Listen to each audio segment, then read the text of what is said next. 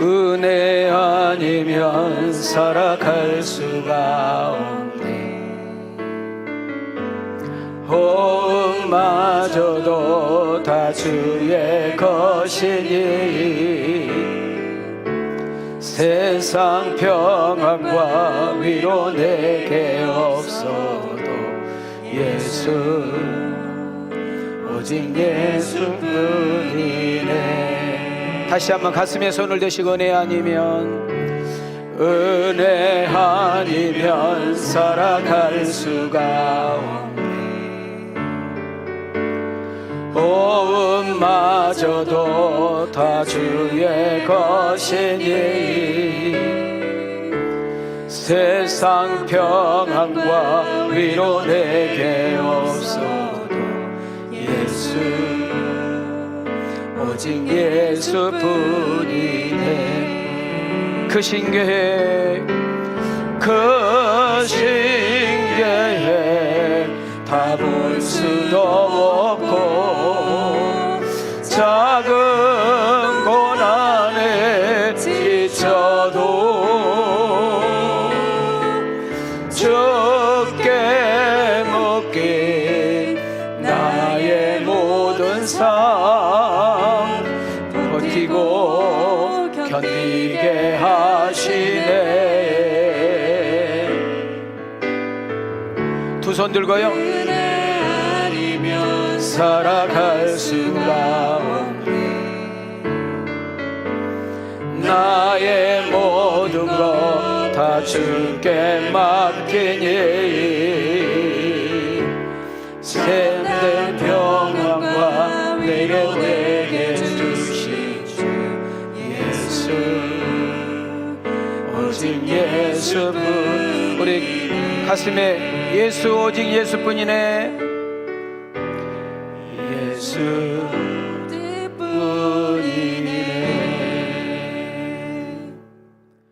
할렐루야.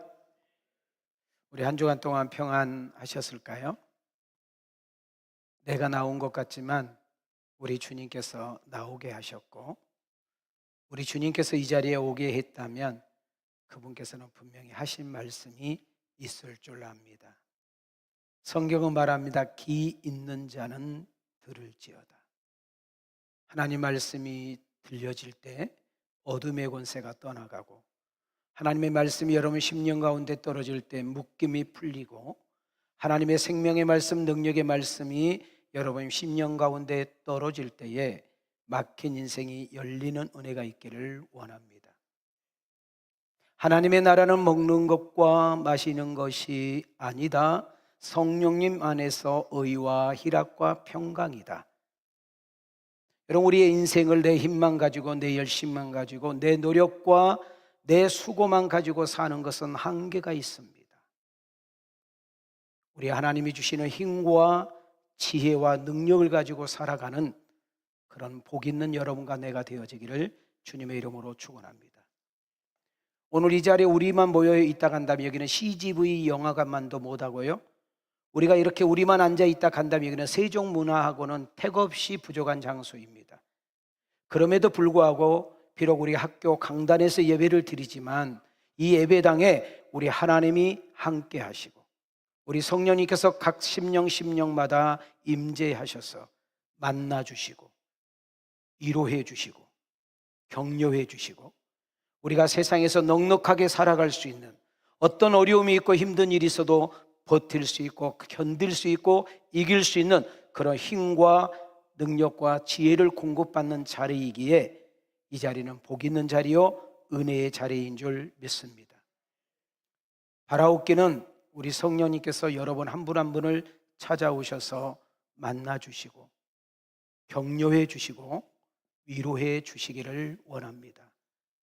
그리고 하나님이 나를 사랑한다는 사실을 느껴지는 아침이 되기를 원하고, 우리가 세상에 찢기고 상한 우리들, 지치고 피곤한 우리들, 정말 세상이라는 무대에서 힘겹게 살다 보면 버거움을 느끼고 나의 모자람과 그리고 나의 약함을 알고 있는 우리들, 몸과 마음과 영혼이 아파 지친 영혼들에게 하나님께서 치유와 회복의 은총이 일어날 수 있기를 주님의 이름으로 축원합니다. 자, 우리 한번 옆 사람과 인사 한번 하겠습니다. 주의 이름으로 사랑하고 축복합니다. 자, 우리 뒷사람하고 이렇게 인사합시다. 하나님이 함께한 인생 살아볼 만합니다. 다시 한번 옆 사람에게 인사합시다. 하나님이 당신을 향한 기대가 큽니다. 이단 교회가 아니라면 전국에 있는 오늘 모든 교회는 종려주일로 지킵니다. 무슨 주일로 지켜요? 자, 오늘로 인해서 고난주간이 시작이 됩니다. 여러분, 이 세상은 잘 보십시오. 하늘에 날아다니는 참새 한 마리도 하나님의 허락이 있어야 떨어진다고 했습니다. 여러분, 길거리에 돌아다니는 돌멩이 하나도 하나님이 거기 있어야 대기에 있게 하는 것입니다. 여러분, 들녘에 바람에 휘날리고 있는 나풀거리는 풀 한 포기도 하나님이 거기 보시기에 좋았더라고 말했습니다. 여러분, 하나님이 이 세상은 하나님이 시작하셨기에 알파라고 합니다. 이 세상은 언제 끝날지 모릅니다. 그러나 분명히 종지부 끝날이 있습니다. 그걸 오메라고 합니다. 여러분, 역사의 시작과 끝을 주관하고 계신 하나님께서 당신이 오신 그 뜻과 때가 되매 그는 드디어 예루살렘에 입성을 하게 됩니다. 예루살렘의 입성을 여행 가기 위해서, 휴가 가기 위해서, 놀기 위해서 가는 것이 아니라 당신께서 이 땅에 오신 목적을 이루시고 실현하고 성취하기 위해서 당신의 때가 되매 가게 된 것입니다. 근데 예루살렘을 가실 때 우리 주님께서 그냥 걸어서 가지 않고 한 번도 타보지 않는 나귀 새끼를 타고 올라갔다라고 성경은 말하고 있습니다. 그때 예수님이 예루살렘에 온다는 이야기를 듣고 온 각처에서 사람들이 모여들었습니다.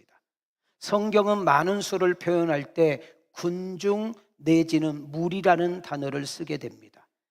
그리고 그들은 이스라엘 나라에 가면 어디서나 가장 흔하게 볼 수 있고 손에 닿을 수 있는 나무가 하나 있는데 그 나무는 종려나무라고 그럽니다. 그 종려 가지를 꺾어서 손을 흔들면서 이렇게 외쳤습니다. 호산나 호산나라고 그를 환영했습니다. 자, 우린 여기서 첫 번째로 생각해 볼 메시지입니다. 예수님께서는 벳바게와 베단이라는 근처에 와서 이렇게 말을 합니다. 야, 종 두 놈이 가서 저 건너 마을에 가가지고 나귀 새끼를 좀 끌고 오려무라 그랬습니다. 그런데 분명히 누군가가 이렇게 말할 거다. 내 것인데 왜 가져가냐고 묻거든 주가 쓰시겠다 하라. 누가 쓰시겠다 하라? 자, 여기서 중요한 거 하나 깨달아야 됩니다. 예수님은 그 마을 간 적이 없는데 어떻게 나귀 새끼가 묶여 있는 거 알 수 있었을까요? 그리고 예수님은 그 주인을 본 적이 없는데 주가 쓰시겠다 했는데 왜 그 말에 순복하고 순종하게 될까요? 우린 여기서 중요한 거 깨달아야 됩니다. 우리가 믿는 하나님은 전지하시다, 모든 것을 하신다. 우리가 믿는 하나님은 전능하시다, 모든 것을 할 수 있는, 우리는 그 하나님, 지금도 어제나 오늘이나 영원토록 동일하고 계신 그 하나님, 그 하나님이 시퍼렇게 살아계신 그 하나님 앞에 오늘도 찬양하며 경배하고 있는 줄 믿습니다. 말씀 들어가겠습니다. 시작. 그들이 예루살렘에 가까이 가서 감난산 벳박에 이르렀을 때에 예수께서 두 제자를 보내시며 이르시되 너희는 맞은편 마을로 가라. 그리하면 곧 매인 나귀와 나귀 새끼가 함께 있는 것을 보리니 풀어 내게로 끌고 오라. 자, 나귀 새끼를 구하는 거에 대한 이야기가 소개되고 있습니다. 자, 한 걸음 더 나가겠습니다. 그러면 예수님께서 나귀 새끼를 타고 출발했던 장소를 성경에는 어디라냐? 감람산이라고 그럽니다. 어디라고요? 자, 저랑 함께 성지순례를 갔다 오신 분들 많지요. 자, 우리는 감람산 그 예루살렘 건너편의 그 골짜기 사이에서 우리는 예루살렘에 있는 그 돔을 우리는 보게 되지요. 여러분, 그 감람산에는 뭐가 많을까요? 무덤이 많아. 예수님이 오시면 빨리 부흥된다라는 그런 의미도 되겠지요. 그러니까 예수님께서 나귀를 타고 예루살렘으로 올라가야 되거든요. 이것을 어디로 보느냐? 감람산으로 보는 거예요. 자, 누가복음 기자는 이렇게 표현하고 있습니다. 시작. 이미 감람산 내리막길에 가까이 오심에 제자의 온 무리가 자기들이 본 바 모든 능한 일로 인하여 기뻐하며 큰 소리로 하나님을 찬양하여. 자, 이제 세 번째, 좀 더 깊이 들어가 볼게요. 아니, 예수님은 왕이잖아요.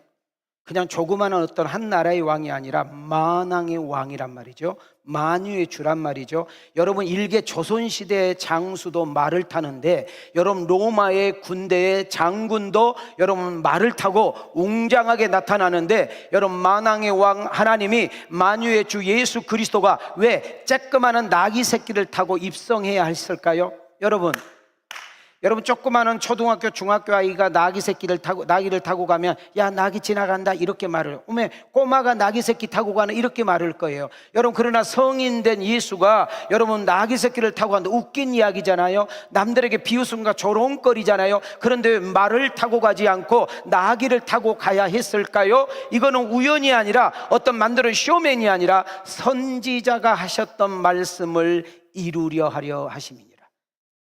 이것이 중요한 거예요. 띄워주세요. 자, 시작. 이는 선지자를 통하여 하신 말씀을 이루려 하심이라. 일렀으되 시온 딸에게 이르기를 내 왕이 내게 임하나니 그는 겸손하여 나귀 곧 멍에 매는 짐승의 새끼를 탔도다 하라 하였느니라. 드디어 하나님, 구약에서 하나님의 말씀을 받아서 가감없이 선포하는, 여러분 듣기 좋은 말도 해야 되고 들어서는 화가 나고 마음 상할 말도 해야 될 선지자들이 했던 말씀. 자, 지금 이 말씀은 예수님이 오시기 전에 500년 전, 700년 전, 1000년, 2000년 전에 선지자들을 통해서 하셨던 말씀, 메시아가 오신다, 우리의 구주가 오신다, 하나님의 아들이 오신다라는 말씀을 수없이 외쳤던 말씀이 때가 되매, 당신의 때가 되매 당신의 일을 이루기 위해서 행하는 액션이 바로 나귀 새끼를 타고 올라간 건데, 이것은 우연이 아니라 어쩌다가 아니라 이미 선지자가 하셨던 말씀을 이루려 하심이다. 자, 여기서 중요한 말씀, 우리가 하나님께 내 인생을 걸어야 될 이유, 우리 하나님께 내 문제와 내 고민을 맡겨야 될 이유, 여러분 결혼의 문제, 직장의 문제, 사업의 문제, 남에게 꼭꼭 숨겨서 말하고 싶지 않는 여러분 개인의 문제, 부부의 문제, 자녀의 문제, 심지어 여러 가지 아픔의 문제를 그분에게 내려놓고 맡기고 던져야 될 이유 중에 하나는 하나님은 모든 것을 아신다, 코로 그분은 할 수 있는 능력과 은혜가 있다는 사실을 믿으시기를 바랍니다. 자, 우리 옆 사람과 인사합시다. 하나님께 내 인생을 걸어봅시다. 하나님께 내 인생을 걸어야 될 이유, 하나님께 내 인생을 맡겨야 될 이유, 수고하고 무거운 짐진 자들아 다 내게로 오라. 내가 너희를 편히 쉬게 하리라. 마태복음 11장 마태복음에서 하신 말씀. 오늘 이 교회에 올 때, 여러분 들어올 때 무거운 짐을 가지고 왔다면 그 무거운 짐이 무엇이든지 간에 내려놓는 것이 믿음입니다. 그분께 맡기는 것이 믿음입니다.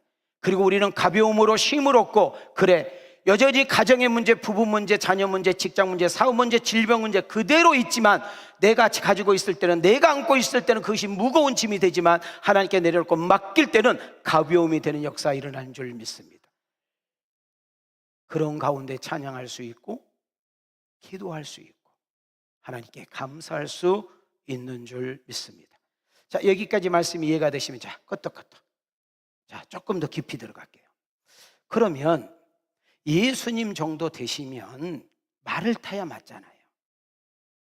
여러분 호위무사를 데리고, 여러분 하얀 말을 끌고, 모든 사람들이 막 진짜로 막 무서운 거 벌벌 떨 수 있도록 그렇게 입성해야 맞는데, 한 번도 타보지 않는 나귀가 예루살렘에 올라가다가 지쳐서 쓰러져 버릴 것 같아.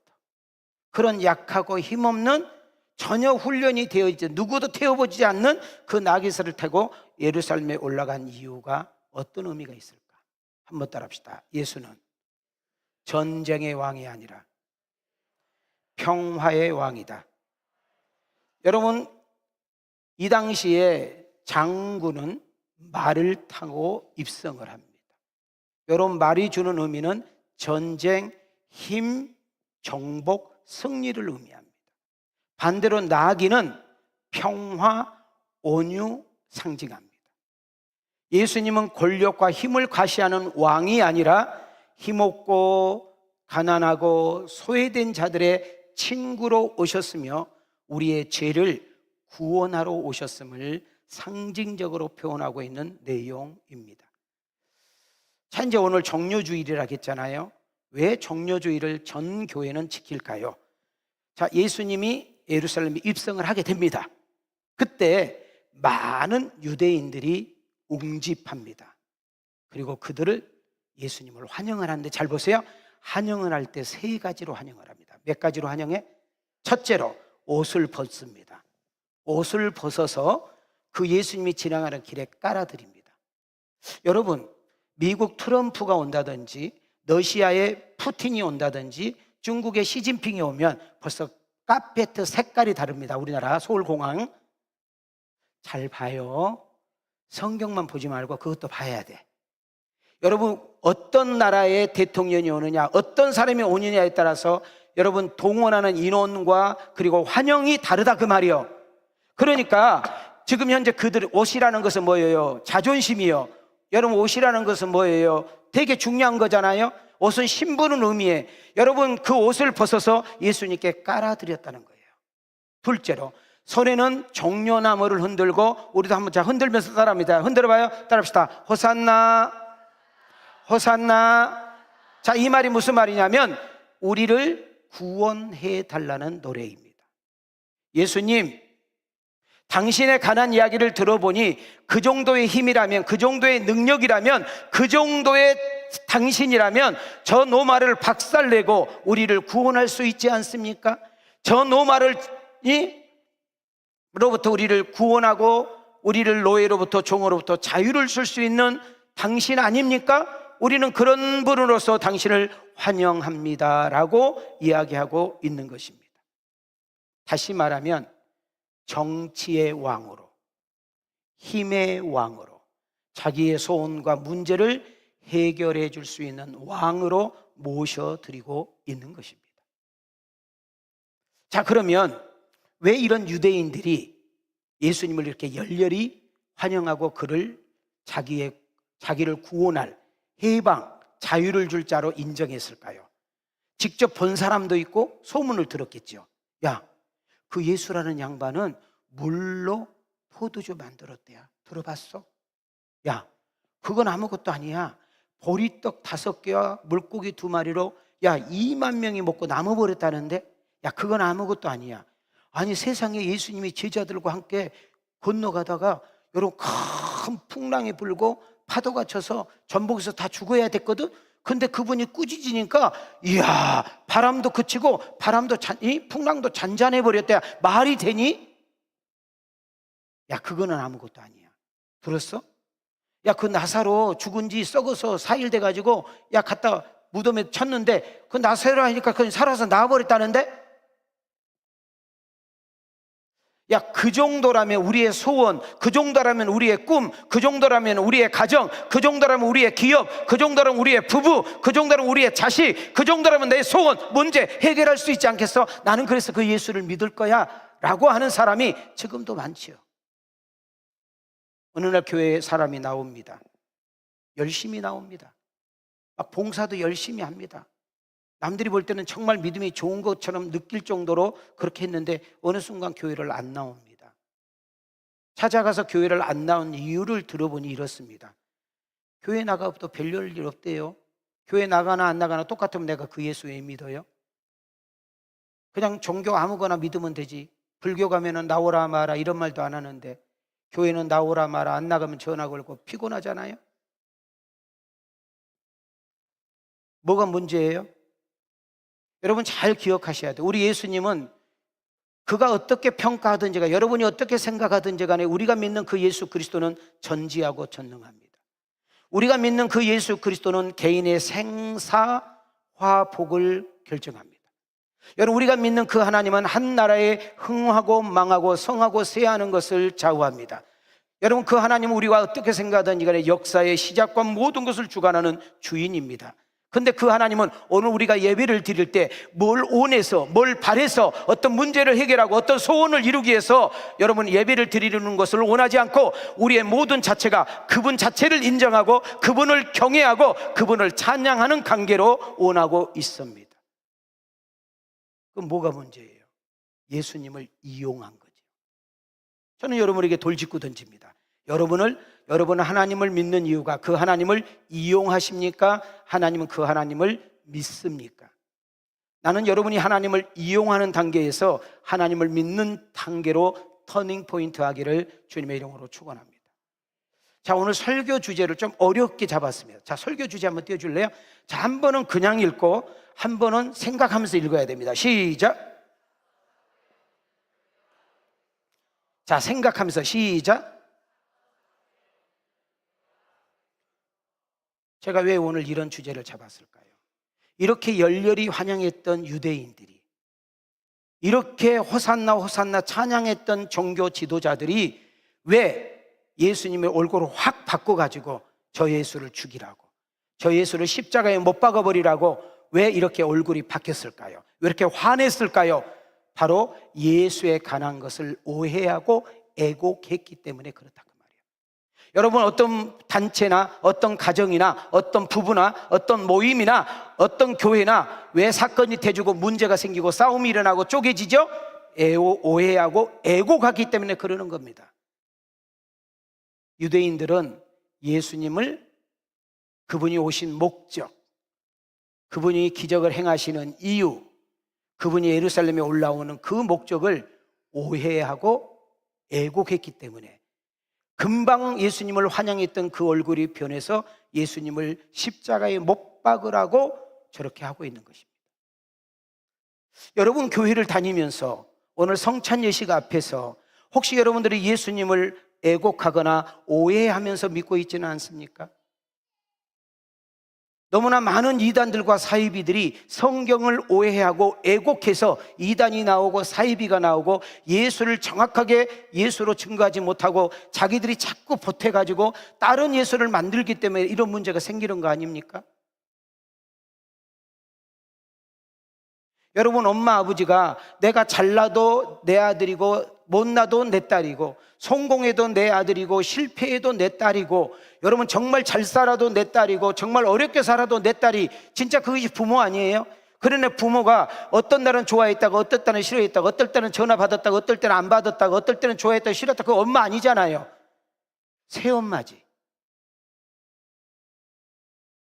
아니 우리 집사람이 이 말 하지 말라고 하더라고. 새엄마 하면 안 된다고.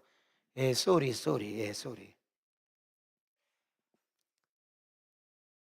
여러분, 우리 하나님이 멋있는 것이 뭐예요?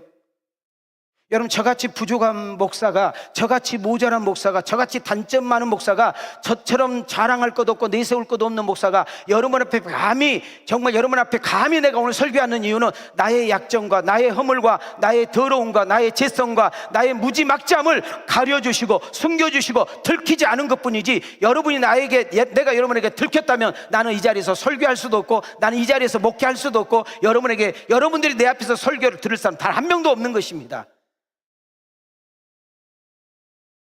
여러분들은 떳떳하게 예배당에 나와서 앉아있을 자격이 있습니까? 여러분, 정말 당당하게 하나님은 나의 아버지라고 고백할 수 있는 사람 있습니까?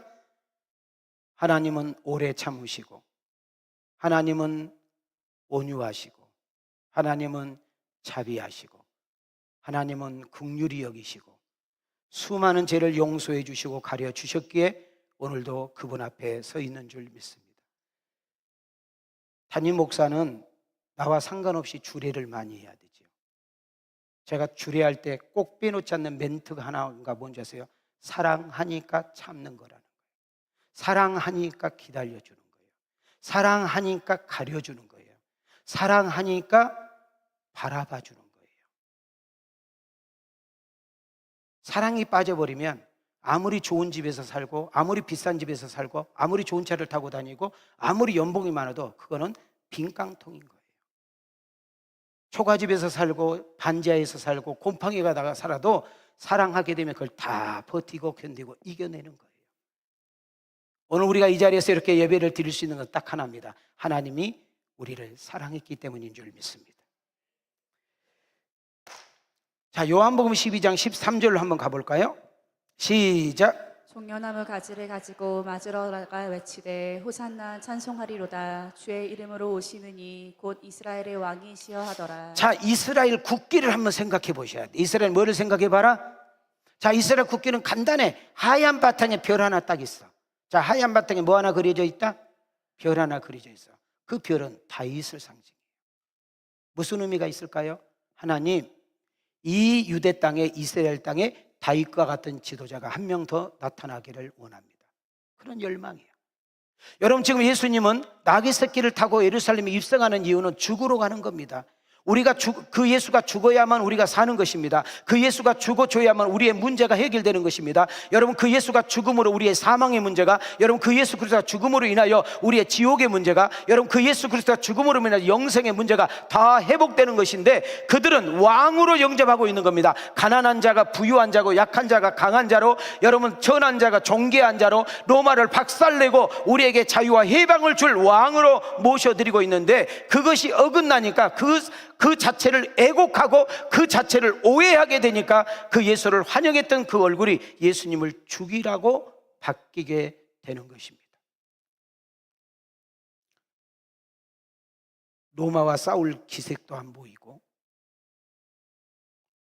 늘 사랑해라, 용서해라, 화평하라 하니까 마음도 상하고, 예수님이 늘 놀고 다니는 무리들이 보면은 가난한 자, 소외된 자, 병든 자, 가부, 이런 사람들만 놀고 다니고, 어쩌다 한 번씩 유대의 해당에 들어가면 무섭게 책망하고, 화친 있는 무덤이라 그러지, 너희들은 그냥 지옥 간다고 그러지, 이 저주받을 놈이라고 늘 유대인들 지도자들에게는 그렇게 화를 내시고 책망하는 모습 속에 그들의 마음이 상한 것입니다. 예수님이 입성할 때는 왕으로 맞이했다가 그 예수님이 하는 얼굴과 행동과 삶을 보면서 너는 우리의 왕이 아니구나, 그리고 버려버립니다. 여러분, 우리 핫토를 칠 때 도박을 하는 사람들이 돈을 잊지 않으려면 내 패가 아니다, 빨리 버려야 되는 거예요. 이들은 결국 예수님을 버려버린 거예요. 왜 버렸을까? 아까 주제가 뭐예요? 예수님을 오해하고 애곡했기 때문에 버렸다고 했잖아요. 자, 띄워주세요. 성경을 쭉 읽을 거예요. 연속 띄워주세요. 시작. 그러나 대제사장들이 무리를 충동하여 도리어 바라바를 놓아달라 하게 하니 빌라도가 또 대답하여 이르되 그러면 너희가 유대인의 왕이라 하는 일을 내가 어떻게 하랴. 그들이 다시 소리 지르되 그를 십자가에 못 박게 하소서. 유대인들이 대답하되 우리에게 법이 있으니 그 법대로 하면 그가 당연히 죽을 것은 그가 자기를 하나님의 아들이라 함이니이다. 예수께서 침묵하시거늘 대제사장이 이르되 내가 너로 살아계신 하나님께 맹세하게 하노니 내가 하나님의 아들 그리스도인지 우리에게 말하라. 예수께서 이르시되 내가 말하였느니라. 그러나 내가 너희에게 이르노니 이후에 인자가 권능의 우편에 앉아 있는 것과 하늘 구름을 타고 오는 것을 너희가 보리라 하시니, 이에 대제사장이 자기 옷을 찢으며 이르되 그가 신성모독하는 말을 하였으니 어찌 더 증인을 요구하리요. 보라, 너희가 지금 이 신성모독하는 말을 들었도다. 자, 요한복음 15장으로 다시 올라가 주세요. 자, 그리고 이제 저를 보세요. 자, 대제사장이 여보시오, 어떻게 저런 사람이 예수입니까? 어떻게 저런 사람이 메시아입니까? 어떻게 저런 사람이 하나님의 아들이 됐습니까? 아니지 않소. 저런 사기꾼이 어디 있습니까? 저런 이단 사이비 교주가 어디 있습니까? 저 사람을 죽입시다 하고 충동을 했더니 뭔지 똥인지 된장인지 뭐가 어둠의 빛인지 모르는 무리들이 얼쏘 그래가지고 어떤 제목을 붙여서 죽여버려요? 유대인의 왕이라는 제목을 가지고 죽여버립니다. 자, 이것이 마가복음 기자가 본 이야기입니다. 요한복음으로 가겠습니다. 요한복음 뭐라고 하느냐? 네가 하나님의 아들이냐 그러는 거예요. 너 같은 것이 어떻게 하나님의 아들이야? 저 로마로부터 아무것도 해줄 수 없는데 너는 맨날 가난하고 병들고 소외하고 병신 같은 애들하고 저 가난하고 찌질이들하고 늘 놀고 있는데 뭐 너 같은 것이 하나님의 아들이야? 이렇게 해서 우리가 보는 관점에서는 너는 우리가 그렇게 기다리는 메시아 예수가 아니야 하고 오해하고 애곡하게 되는 거죠. 마태복음으로 가보겠습니다. 마태 기자는 뭐라고 하냐면은 내가 하나님의 아들이야? 말이 돼? 어떻게 네가 하나님의 아들이야? 너 같은 것이. 그러면서 바나바를 우리가 살리고 그 바나바 자리에 예수를 달아야 되겠다. 자 봐요. 대제사장의 한 명의 선동이 순식간에 거기 모이는 무리와 그리고 군중들이 함께 합세하여 예수님을 결국 십자가에 죽이는 데 결정해 버립니다. 자, 빌라도가 재판을 하는데 아무리 생각해도 이분은 죄가 없는 거예요. 그래서 영화 많이 보셨죠? 대야에다 손을 뜯고 털면서 이렇게 말해요. 나는 이분을 어떻게 할 수 없어. 니네들이 알아서 해라. 그리고 만약에 니네들이 벌을 받거든 니네들이 받아라. 나하고는 상관이 없다. 그때 여러분 이 대제사장과 군중들이 그래, 그 죄 내가 받겠다. 그 저주 우리 후손들이 받겠다 하고 받아들여. 자, 우리 두 손을 이렇게 들으시고 옆 사람 보고 말 한마디가 씨가 되고 말대로 되더라. 여러분 이스라엘이 AD 70년에 AD 몇 년에? 70년에 로마 장군 디도를 통해서 누구를 통해서? 디도를 통해서 이스라엘은 박살나버립니다. 예루살렘 성전이 무너지고 성벽이 무너지고 수많은 사람이 죽고 짓밟히고 그 죽음이 두려워서 여러분 이스라엘 백성들은 살기 위해서 전 세계로 흩어집니다. 디아스포라. 무려 2000년 동안. 몇 년 동안? 2000년 동안 나라 없이 난민처럼 천대꾸러기를 받으면서 비참한 생활을 하게 된 겁니다. 우리는 말을 할 때 생각하고 말을 하셔야 돼. 말을 할 때 사실만 말해야 돼. 그러나 말이 사실이라 할지라도 남이 덕이지 않거나 누군가를 죽이거나 그 모임을 깨거나 그 가정을 가른다면 말하지 마요. 여러분 옳고 그름의 빛과 어둠의 판단은 하나님뿐인 줄 믿습니다. 마태복음 27장 25절 보세요. 백성들이 대답하여 이르되 그 피와 그 피를 우리와 우리 자손들이 뭐 하겠다? 받겠다는 거예요. 받겠다. 예수님만이 구원자요, 예수님만이 만왕의 왕이라고 사도 베드로를 통해서 고백하게 하신 하나님, 이 고백이 여러분과 나의 고백이기를 원합니다. 시작. 시몬 베드로가 대답하여 이르되 주는 그리스도시요 살아계신 하나님의 아들이시니이다. 자, 이제 여기까지 말씀이 정돈되셨으면 자, 끄떡끄떡 해봐요. 자, 이제 마무리 들어갈게요. 십자가를 생각하면서 마무리돼요. 자, 예수님이 십자가를 지시기 전까지의 십자가의 죽음이라는 것을 우리는 생각해 볼 필요가 있어요. 자, 이스라엘이라는 나라에는 유대인들에게는 사람을, 범인들, 죄수들을 죽일 때 십자가에서 죽이는 법이 없어요. 그러면 이 십자가의 죽음은 어디서 생겼느냐? 로마예요. 로마라는 나라는 주변에 있는 여러 나라를 다 지배하게 돼 있어. 그 많은 나라를 로마가 지배하려니까 힘들잖아. 그래서 그들을 억압시키고 그들을 통제하기 위해서 반역자, 군중을 선동하는 자, 아주 못돼 먹은 악질, 강도 중에도 범질이 아주 악질들을 잘 봐요. 십자가 위에 죽여서 시청각 교육을 하고 싶은 거예요.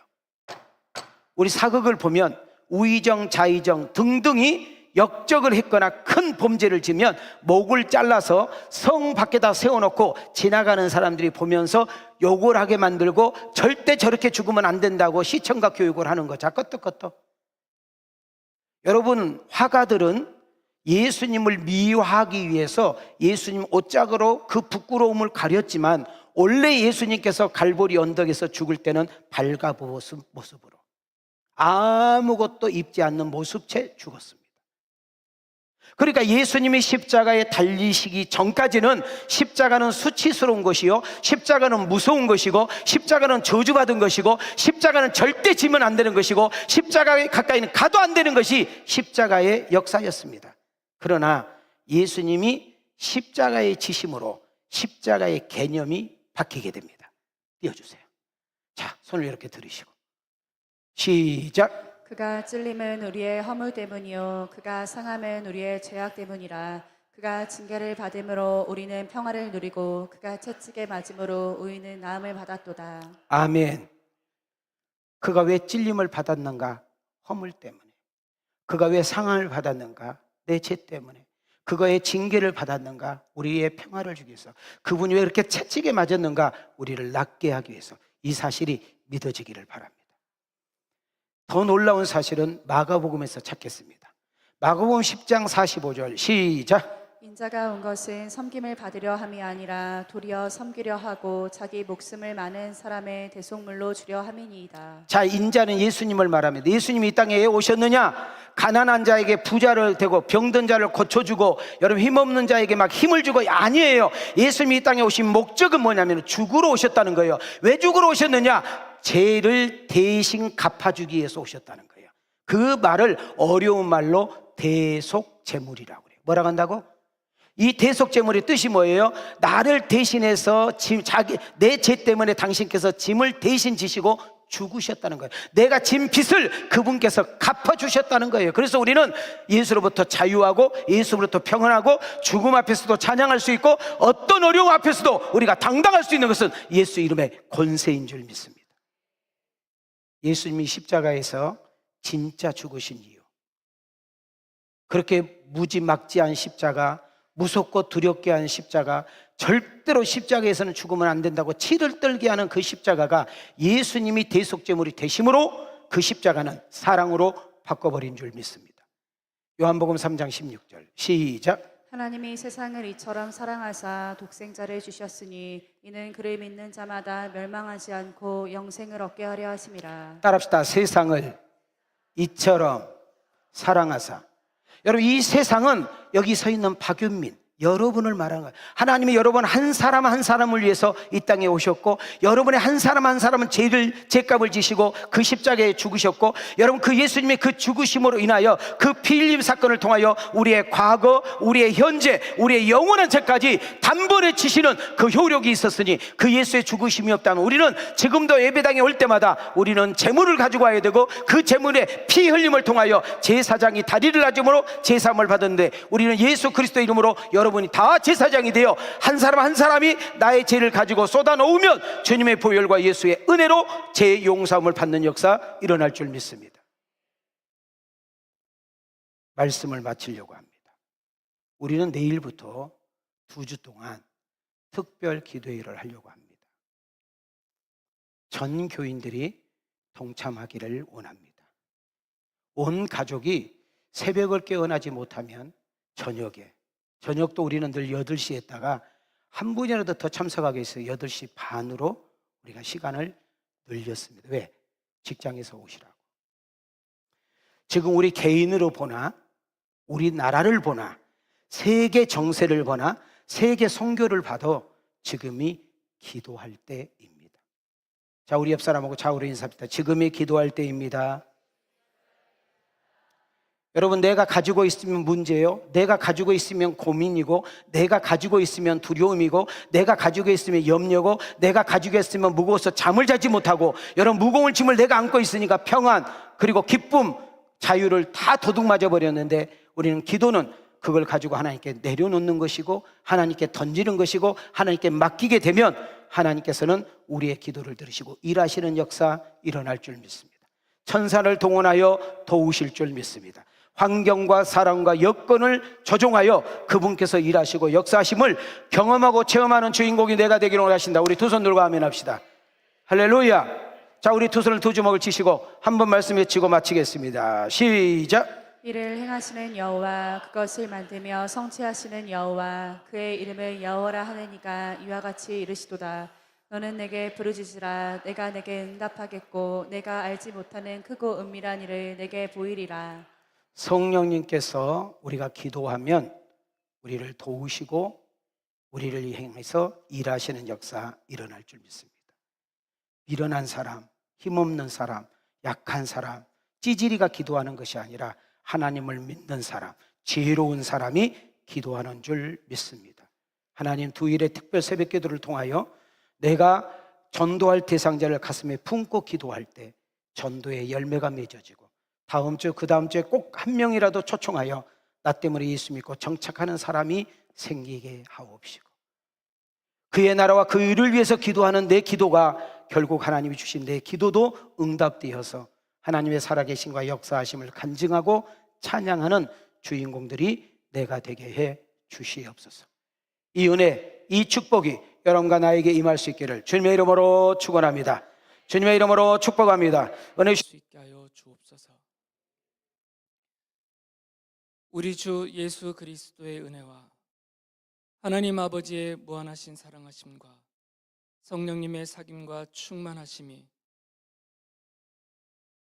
피 흘려 세우신 왕성교회와 또 세우신 종들과 교회로 모이는 하나님이 사랑하는 모든 자녀들 머리 위에 영원히 함께하기를 축원하옵나이다. 아멘.